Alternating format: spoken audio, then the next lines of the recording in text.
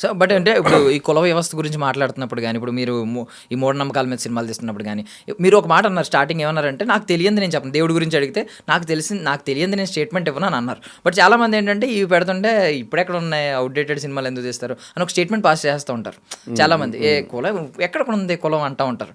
But చాలామంది లోపల ఇన్సైడ్కి వెళ్తే కులం అనేది ప్రతి ఒక్కరికి ఉంటుంది. మీకు ఈసారి ఎవరైనా అలా చెప్తే వెరీ సింపుల్, ఒకటే అడగండి. బాగా చనువున్న వాళ్ళు కనుక అలా చెప్తే, ఒక ఫ్రెండ్ అనుకోండి, అతనికి సిస్టరో బ్రదరో ఎవరో ఒకరు ఉంటారు కదా, మీ ఇంట్లో మీ అన్నయ్యకి ఎప్పుడు రా పెళ్ళి అని అడగండి, చెప్తాడు. ఓకే, మనకు తెలిసిన ఒక ఎస్ఐ అమ్మాయి ఉంది, చేసుకుంటాడా, అమ్మాయి అద్భుతం, విప్రోలో జాబ్ చేస్తుంది అని అడగండి. వాళ్ళ ఇంట్లో వాళ్ళ నాన్నకి చెప్పమనండి. ఏం లేదు తీసుకొచ్చాను అంటే కులం పోయినట్టు ఇంకా రోజుతో. ఒకటి నెంబర్ 1. నెంబర్ 2, ఒక మాన్యువల్ స్కావెంజర్ జాబ్ పడుతుంది. అంటే రోడ్డు మీద కాలువలు తీసేవాళ్ళు చూస్తారు కదా, ఓకే, కాలువలు తీసేవాళ్ళు, లోపల దిగి కాలువలు తీసేవాళ్ళు ఉన్నారు కదా, రోడ్డు మీద ఊడ్చేవాళ్ళు ఉన్నారు కదా, వాళ్ళు ఎవరైనా ఒక బ్రాహ్మణు, ఒక కమ్మ, ఒక కాపు, ఒక రెడ్డి, వాళ్ళని ఎవరినైనా కనిపిస్తే అప్పుడు కులం లేదని చెప్పమనండి.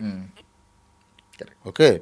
రెండవది, దేవాలయాల్లో అర్చకులు ఎవరైతే ఉన్నారో అర్చకుల పోస్టులకి తిరుపతి దేవస్థానం కానీ, సింహాచలం దేవస్థానం కానీ, అన్నవరం దేవస్థానం కానీ, ఇంకో దేవస్థానం కానీ, ఏదైనా దేవస్థానం వచ్చి బ్రాహ్మణులు కాకుండా మిగతా కులాలు కూడా ఇంక్లూడింగ్ రెడ్లు, కాపులు, కమ్మలు అందరినీ కూడా పూజారులుగా ఆహ్వానించిన రోజు కులం పోయినట్టు.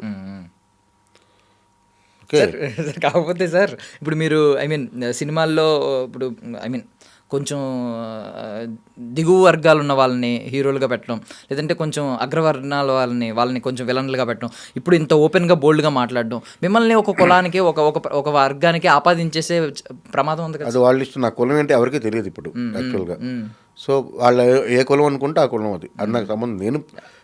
నేనేంటంటే నేను ఒక కులం వలన నాకు 15 ఏళ్ల వరకు నేను ఒక కులానికి సంబంధించిన నేను మా ఇంట్లో ఉన్నాను కాబట్టి 15 ఏళ్ళ నుండి నన్ను ప్రపంచం పెంచింది. సో అందులో అన్ని రకాల వాళ్ళు ఉన్నారు, అన్నీ నేను చూశాను కాబట్టి నేను చెప్పగలుగుతున్నాను అంతే. సో నేను ఇంటర్కాస్ట్ మ్యారేజ్ చేసుకున్నాను, అదేం గొప్పగా చెప్పట్లేదు, నేను చూడలేదు, మా ఇంట్లో ఫస్ట్ ఒప్పుకోలేదు, తర్వాత ఒప్పుకున్నారు, అయిపోయింది. ఇప్పుడు నా 2 పిల్లలు ఉన్నారు, నా 2 పిల్లలకి వాళ్ళు ఏం చేసుకుంటారో వాళ్ళ ఇష్టం. అవన్నీ మనం చేయలేమండి, అది మనం చేయలేం, అంత ఈజీ కాదు. అప్లికేషన్ అది పెడతాం అంతే, బట్ అదంతా బయటికి చెప్పుకోవాల్సిన పని లేదు అంటున్నా, అది అయిపోయింది. ఇంకా మీరు ఏంటంటే పలాసలో మీరు చూస్తే పలాసలో 4 విలన్లు ఉంటారు. మీరు అడిగిన ప్రశ్నకు సమాధానం. ఒకటి పెద్ద షావుకారు, 2 చిన్న షావుకారు, 2 అయిపోయారు కదా. తర్వాత ఉన్న 2 విలన్లలో ఒకటి బైరాగి, రెండోది బైరాగ్ కొడుకు, ఓకే, గణప వాసు అనేవాడు. పెద్ద షావుకారు, చిన్న షావుకారు అనేవాళ్ళు అగ్ర కులస్తులు అయితే, బైరాగి కొడుకు ఇద్దరు కూడా నిమ్న కులస్తులు. ఏ జాతికి అయితే అన్యాయం జరుగుతుందో ఆ జాతికి సంబంధించిన వాళ్ళే వీళ్ళు. అందుకని నేను ఎప్పుడు అలాగా అగ్రకులాల వాళ్ళు విలన్లు, వీళ్ళు హీరోలు అని ఎప్పుడు చెప్పలేదు. హీరోలు విలన్లు రెండిట్లోనూ ఉంటారు, మనుషుల్లోనే ఉంటారు. నేను చెప్పదలుచుకున్నట్టు ఆ కథలో ఎలాగా ఇది జరిగింది అన్నది చెప్పడం నా ఉద్దేశం. అది ఇప్పుడు శ్రీదేవి సోడా సెంటర్లో విలన్ ఎవరు అని అంటే ఎవరు గురించి చెప్తారు, అంతే కదా. ఆయన ఏమి ఎవ్వరికి హ్యాండ్ చేయడు, ఆయన పొద్దున్న లేస్తే సోడా పని సోడా కొట్టి నడుపుకుంటాడు, ఊర్లో అందరికి తలలో నాలుగులా ఉంటాడు. కులం వచ్చినప్పటికీ ప్రాబ్లం అవుతుంది, కుల పెద్దలు ఇదంతా అన్నీ ఉన్నాయి. ఎందుకు కులం లేదని ఎవరైనా చెప్తే అది హాస్యాస్పదం. అంతే, మీకు సింపుల్ అండి. చౌదరి, నాయుడు, రెడ్డి ఇవన్నీ లేకుండా ఒక ఐడెంటిటీతో బయటకు వచ్చి పని చేసుకొని అంతా బాగా జరుగుతుంది అనుకున్న రోజులు అప్పుడు కులం అంతా పోయినట్టు. అంతే సింపుల్. అంటే టిల్ డేట్ ఇప్పటికీ మాట్లాడుకుంటే మోస్ట్లీ ఈ ఇప్పుడు ఇండస్ట్రీలో పెద్ద పెద్ద టాప్ హీరోలు ఉన్నప్పుడు వాళ్ళ ఫ్యాన్స్ ఎవరనేది ఫిల్టర్ చేస్తే మోస్ట్లీ కులం బేస్డ్ మీద అందరికీ అదే అంటున్నాను కదా, కులం బేస్డే కదండి. ఫ్యాన్ వార్స్ అనేవి జరిగేవి కులం బేస్ మీద జరుగుతాయి. పొలిటికల్ ఫ్యాన్ వార్స్ అంటే పొలిటికల్ కూడా ఏంటి, కులం బేస్ మీదే పార్టీలు నిర్మితం అవుతున్నాయి మనకి. మరి కులం లేదని ఎలా చెప్తారు మీరు? కరెక్ట్. ఇంకొకటి విన్నా అంటే లైవ్ ఇప్పుడు మనం మాట్లాడుతున్న టైంకి అయితే రాజకీయ పార్టీలు, ప్రధాన పార్టీలు ఏవైతే ఉన్నాయో అవన్నీ కులం బేస్డ్ పార్టీలా కాదా? ఉన్న అగ్ర హీరోలు లేదా అగ్ర దర్శకులు లేదా అగ్ర నిర్మాణ సంస్థలన్నీ కూడాను కులం బేస్డ్గా ఉన్నవా కావా? అంతే సింపుల్. అంటే వాళ్ళకున్న ఫ్యాన్ బేస్ అంతా కూడా.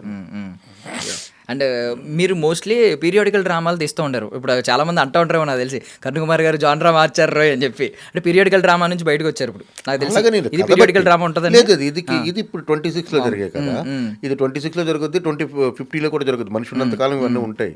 అది పీరియాడికల్ డ్రామాకి నేను తక్కువ. ఇప్పుడు శ్రీదేవి సోడ సెంటర్ కాంటెంపరీ కదండి, అవును. అదేం పీరియాడికల్ కాదు. కళాపురం కూడా పీరియాడికల్ కాదు. మెట్రో కథలు కాదు. మెట్రో పలాస ఒక్కటే ఇది. తర్వాత మట్కా. ఇప్పుడు నెక్స్ట్ చేయబోయే 2 ప్రాజెక్టులో ఒక దాంట్లో పీరియడ్ ఉంటుంది.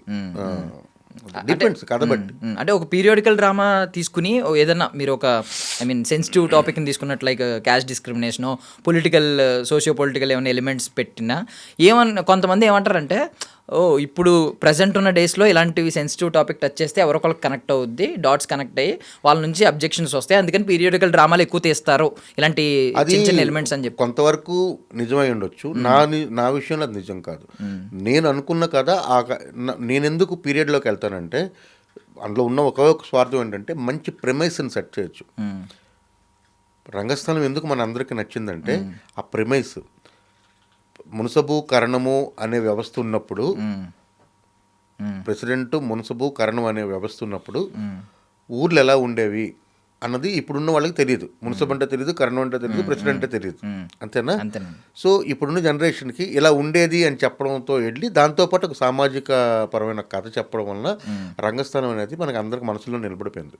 ఓకే, ఇప్పుడు అది అలాగే అదే సేమ్ దీన్ని ఊరికినే ఒక తూర్పుగోదావరి జిల్లాలోనో ఎక్కడో ఒక ఊర్లో పెట్టి అది చేసామనుకోండి, దానికి అంత ఇంపాక్ట్ వచ్చిండేదా అంటే రాదు. మీరు ఎప్పుడైతే ప్రెమిస్ క్రియేట్ చేశారో, కొత్త రకమైన బట్టలు చూపించవచ్చు, కొత్త రకమైన ఇల్లు చూపించు, ప్రాపర్టీస్ చూపించచ్చు, ఒక ప్రెమిస్ చూపించవచ్చు, మనుషుల హావభావాలు, నడవడికలు, రేడియో గీడి అన్నీ ఉంటాయి. ఇవన్నీ కూడా మనకు కొత్తవి కదండి. అది ఇప్పుడు గ్రామ్ ఫోన్ రికార్డ్ అనేది నాకు తెలియదు. నేను పుట్టినప్పుడు గ్రామ్ ఫోన్ రికార్డు పోయింది. ఓకే, నాకు తెలిసింది క్యాసెట్ ఇది.